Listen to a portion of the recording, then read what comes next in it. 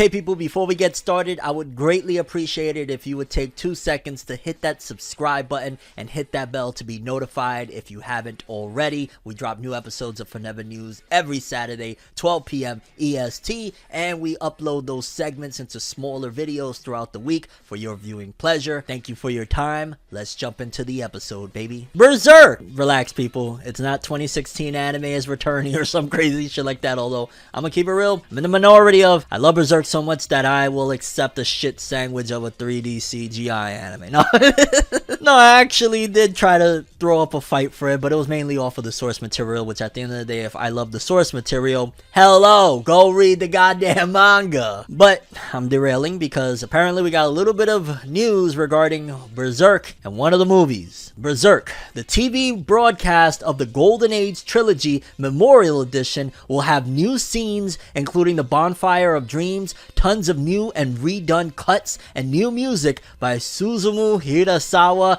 and Shiro Sagisu. It's starting in October. So in October, but they're basically going to do a recut of the 3 Berserk films with new music from Suzumu Hirasawa. If you don't know about that, then you should go listen to Forces. Toki wa uso sukiona nami. Yeah, go listen to that shit. I am very, very excited about this. I'm hoping that they take some of the really bad, because it says here they're going to have new scenes, including the Bonfire of Dreams, tons of new and redone cuts, which I'm hoping that means that maybe they'll redo some of the 3D CG that looked really bad. Obviously, they can't redo all of it. There's scenes where there's like hordes of soldiers that are straight up 3D CG, although you could probably do, I don't know, blur them out or something, like figure something out with that. But especially some of the scenes that looked really bad, where it's like a close-up of Guts or Griffith or something like that. I'd like, yeah, some new redone scenes. Now, granted, the Berserk films 3D CG were nowhere near as bad as the 2016 anime when they went that direction with that, so thankfully it's not like they have to completely redo stuff. But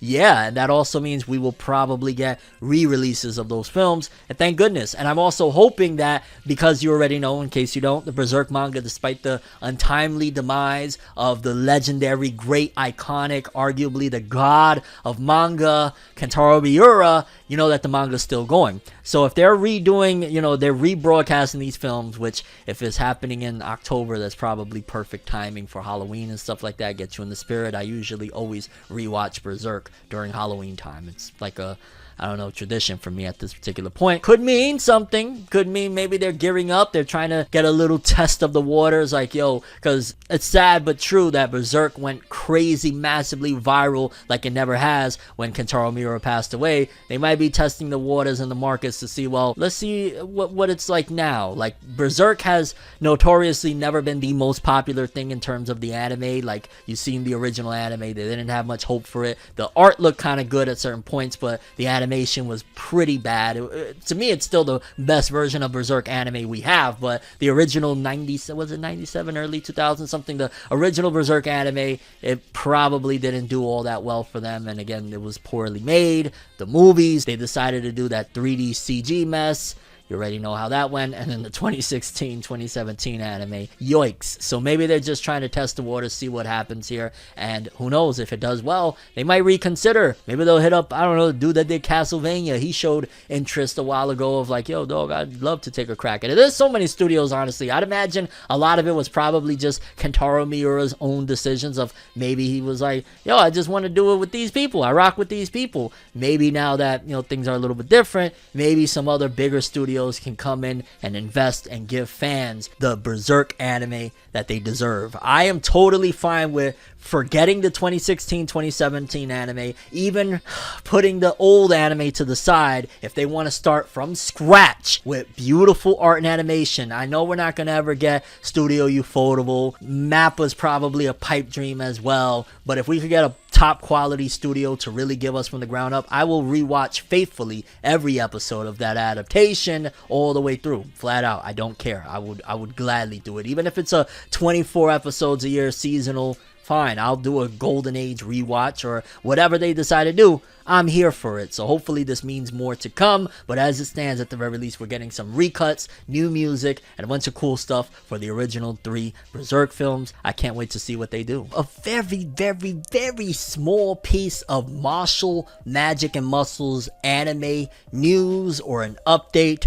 They posted this. It says Mashle TV anime setting art number 1, Eastern Academy, and the adaptation is set to broadcast in 2023. And they basically just showed Hogwarts. And in case you don't know about Mashle Magic and Muscles, it's literally like Saitama One Punch Man humor with Saitama or Rock Lee and Harry Potter. That's pretty much what it is. And yeah, they just showed a scenery to kind of just showcase that they're working. And I ain't gonna lie, the detail on this is pretty freaking awesome, which gives me a little bit of hope that, yo, don't drop the ball on this, considering the fact that Mashle's manga will probably be done upon launch. Yeah, y'all make sure y'all get that anime right. I ain't gonna lie, I want that shit to look crisp. It's A1 Pictures, in case you didn't know, and A1, they've got a pretty good track record of making things look beautiful. I don't know about adaptation wise, but considering the source material is pretty much going to be all right there, this isn't going to be a case of like, you know, trying to play catch up with My Hero or Naruto as it goes weekly. Mashle's in its final arc, and it's probably going to end by the time the anime shows up. Do it right. I mean,